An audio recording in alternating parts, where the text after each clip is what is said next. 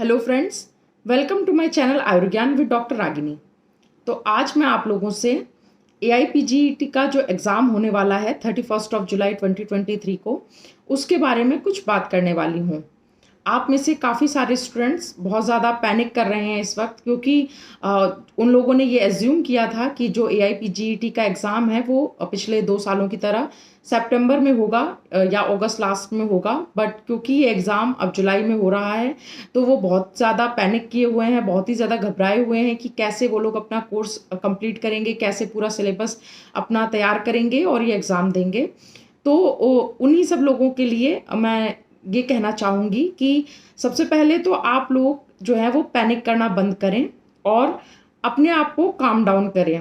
क्योंकि जो ये डेट प्रीपोन हुई है, तो वो सभी लोगों के लिए प्रीपोन हुई है। जितने भी स्टूडेंट्स AIPGET में अपीयर होने वाले हैं, अब सभी लोगों को 2 महीने का टाइम ही मिलेगा अपनी प्रिपरेशन करने के लिए।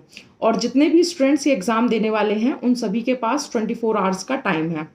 तो आपको अब करना ये है कि बिना पैनिक किए, बिना अपना जो कंट्रोल है या सेल्फ जो आपके ऊपर अपना कॉन्फिडेंस है उसको लूज़ किए हुए, आपको अपने इस एग्ज़ाम के लिए प्रिपेयर करना है।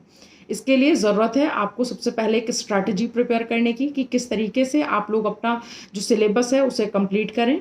कैसे कितने दिन में आप चरक संहिता कंप्लीट करें, कैसे सुश्रुत पढ़ें, कैसे जिस भी कोचिंग में आपने जॉइन की थी और जहाँ से भी आप प्रिपरेशन कर रहे हैं, तो उन्होंने जो भी आपको नोट्स बनाए हैं या फिर PDF दिया है या नोट्स दिए हैं, उनको आप लोगों को कैसे रिवाइज करना है और क्वेश्चन पेपर लगाने हैं।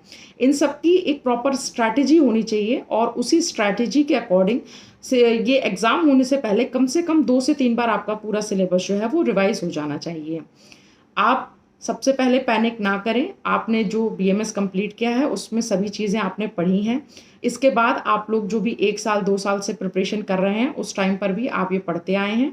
अब बस ये ज़रूरत है कि आपको उसी चीज़ों को दोबारा से ज़्यादा रिवाइज़ करना है और मैक्सिमम नंबर ऑफ़ क्वेश्चंस जो हैं वो सॉल्व करने हैं। इसके लिए आप एक अच्छा सा अपना जो टाइम टेबल है, जो स्ट्रैटेजी है, सबसे पहले उसको प्रिपेयर कर लें और उसी के अकॉर्डिंग फिर आप अपनी पढ़ाई को कंटिन्यू करें।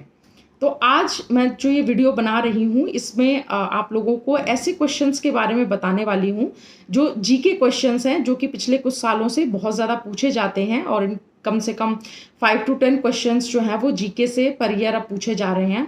तो ये जो नोट्स हैं, जो क्वेश्चंस हैं, उन्हें मैंने नोट्स के फॉर्म में मेरा जो टेलीग्राम चैनल है और मेरा जो फेसबुक पेज है आयुर्ज्ञान विद डॉक्टर रागिनी, उसमें मैं जो ये AIPGET से रिलेटेड जो प्रिपरेशंस होती हैं वो उसके नोट्स शेयर करती रहती हूँ। जैसे डिफरेंट जो बीमारियां हैं, उनके जो रोगाधिकार, डिफरेंट ड्रग्स जो हैं उनके जो रोगाधिकार हैं, उनमें क्या भावना द्रव्य है, क्या उनके कंटेंट होते हैं, इस तरीके के जो इम्पोर्टेंट क्वेश्चंस हैं, या फिर जो ऐसे चैप्टर्स जिनसे क्वेश्चन आते ही आते हैं, या जो ट्रिक्स हैं, जो शॉर्ट हम लोग ट्रिक्स बनाते हैं किसी भी चीज़ को याद करने के लिए, वो सारी चीज़ें मैं अपने मेरा जो टेलीग्राम का चैनल है आयुर्ज्ञान विद डॉक्टर रागिनी और मेरा जो फेसबुक पेज है वो भी आयुर्ज्ञान विद डॉक्टर रागिनी के नाम से ही है, मैं उस पर ये सारी चीज़ें शेयर करती रहती हूँ।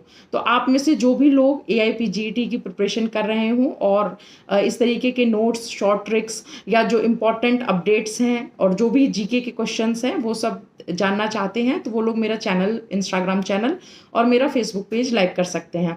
इसके साथ ही साथ मेरे यूट्यूब चैनल को ज़रूर लाइक एंड सब्सक्राइब करें, मेरे वीडियोस को ज़्यादा से ज़्यादा शेयर एंड लाइक करें, ताकि मैक्सिमम लोग जो प्रिपरेशन कर रहे हैं उन्हें ये बेनिफिट मिल सके। तो आज हम लोग जो बात करेंगे वो करेंगे जीके के जो क्वेश्चंस आते हैं, वो जो इम्पोर्टेंट क्वेश्चन है उनके बारे में।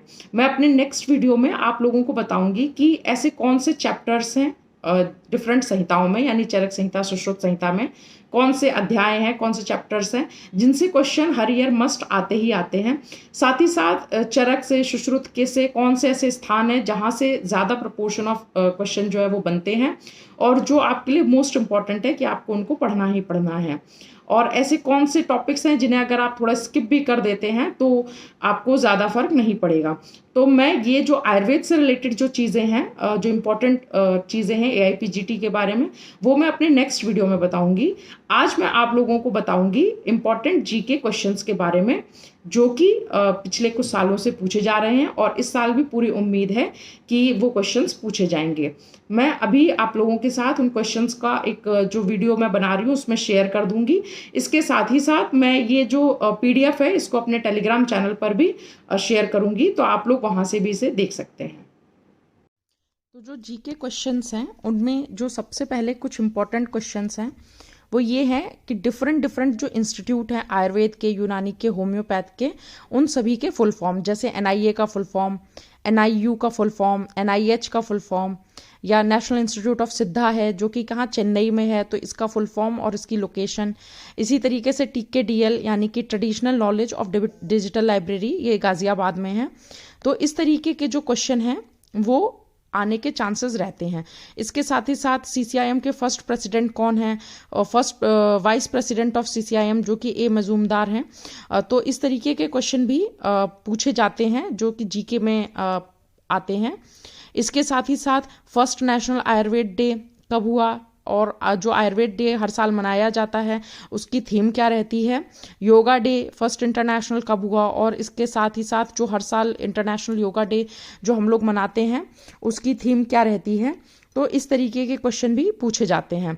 इसके साथ ही साथ जो रिसर्च इंस्टीट्यूट्स हैं डिफरेंट, जैसे central council for research in Ayurvedic science, CCRAS, CCRYN, CCRUM, CCRH, तो ये सब भी का लोकेशन क्या है और ये इनका फुल फॉर्म क्या है, इस तरीके के क्वेश्चंस जो हैं उनके आने के चांसेस भी रहते हैं। इसके साथ ही साथ जो pharmacopoeia commission for Indian medicine and homeopathy, ये कहाँ लोकेटेड है, ये गाजियाबाद में है। तो इस तरीके के क्वेश्चन भी वो पूछते हैं। इसके साथ ही साथ जो नेक्स्ट क्वेश्चंस जो आने के चांसेस रहते हैं वो हैं जैसे प्रधानमंत्री वृक्ष आयुष योजना जो एक लॉन्च की हुई है, मतलब जो भी ऐसे चीज़ें जो कि आयुर्वेद से रिलेटेड हैं और जो रिसेंट में जिन पे वर्क हो रहा है उन सब के बारे में क्वेश्चंस आने के चांसेस ज़्यादा रहते हैं। उसी में से एक है धारा इन आयुर्वेद। धारा का जो फुल फॉर्म है वो है digital helpline for Ayurveda research articles. तो इस तरीके के क्वेश्चन भी आपको पूछ सकते हैं। इसका फुल फॉर्म पूछा जा सकता है या फिर ये कब शुरू हुआ, इस तरीके से ये क्वेश्चन बनते हैं। इसके साथ ही साथ नेशनल आयुष मिशन कब लॉन्च हुआ इसके बारे में पूछ सकते हैं। आयुष से रिलेटेड जो करंट अफेयर्स हैं कि जैसे आयुष संजीवनी मोबाइल ऐप ये लॉन्च हुआ था 7 मई 2020 में, तो इस तरीके का क्वेश्चन आपसे पूछा जा सकता है। इसके अलावा जो आयुष ग्रिड है एक, इसमें ये क्या है, इसका जो वर्क है वो connecting all hospitals and laboratories to promote traditional system of medicine, यानी कि जो आयुष सिस्टम ऑफ मेडिसिन है उसको प्रमोट करने के लिए इसे किया गया है। इसके अलावा जो और क्वेश्चंस बन सकते हैं वो हैं कि मिनिस्ट्री ऑफ आयुष से रिलेटेड कि इस वक्त जो मिनिस्टर हैं, आयुष मिनिस्टर हैं, वो कौन हैं, इस तरीके के क्वेश्चंस जो हैं वो पूछे जा सकते हैं। इसके साथ ही साथ जो भी अभी रिसेंट में कुछ भी हो रहा है जैसे हर दिन हर घर आयुर्वेद जो कि अभी लास्ट ईयर का जो आयुर्वेद डे का थीम था वो, इसके बारे में क्वेश्चन भी पूछा जा सकता है। तो इस तरीके से जो करंट अफेयर से रिलेटेड चीज़ें हैं उन सब के बारे में क्वेश्चन आते हैं कि केंद्रीय आयुर्वेद एवं होम्योपैथी अनुसंधान परिषद जो कि मैंने बताया इसका स्थापना कब हुई या इसका गठन कब हुआ, ये कहाँ पे लोकेटेड है। तो ये सारी चीज़ें जो हैं वो पूछी जाती हैं या पूछने के चांसेस हैं। तो मैं ये जो मेरे पास जो ये है PDF वगैरह वो मैं अपने टेलीग्राम चैनल पर भी आपके साथ शेयर कर दूंगी। तो आई होप इससे आपको थोड़ा हेल्प मिलेगी और जो आपको तैयारी करने में जो AIPGT का एग्ज़ाम होने वाला है उसमें आपको बेनिफिट मिलेगा।